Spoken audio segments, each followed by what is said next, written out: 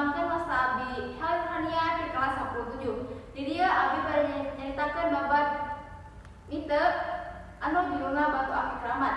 Baheula di hiji lembur leutik aya di kaki gunung aya hiji batu akik anu warnana bareucaang. Ku balarea eta batu akik kawano minangka Batu Akik Keramat. Cek carita kolot-kolot baheula batu eta teh henteu asal usul biasa, tapi aya kekuatan gaib anu ngajak kaayaan luhur. Saur sepuh sakali waktu aya saurang jawara di lembur sabuderan nu hayang ngarebut eta batu. Anjeunna percaya lamun mibanda Batu Akik Keramat, anjeunna bakal jadi anu pangkuatna sarta bisa ngawasaan loba tempat. Tapi nalika anjeunna maksa nyebut batu tina tempatna, dumakanna aya petir. Ngagebiar jeung angin gede ngagebus si eta jawara.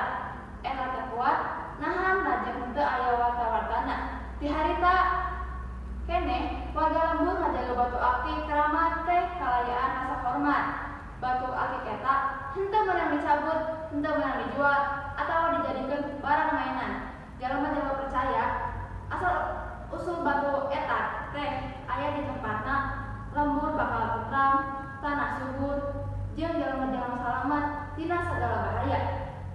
Nepikeun ayeuna lamun aya datang seseorang ka lembur eta, sok aya sepuh anu nyaritakeun ulah sok ngalakukeun kalepatan ka batu akik eta, sabab eta batu akik teh lain saukur batu akik tapi titipan karuhun pikeun ngajaga urang sadayana. Mun ti kitu anu cerita babati abdi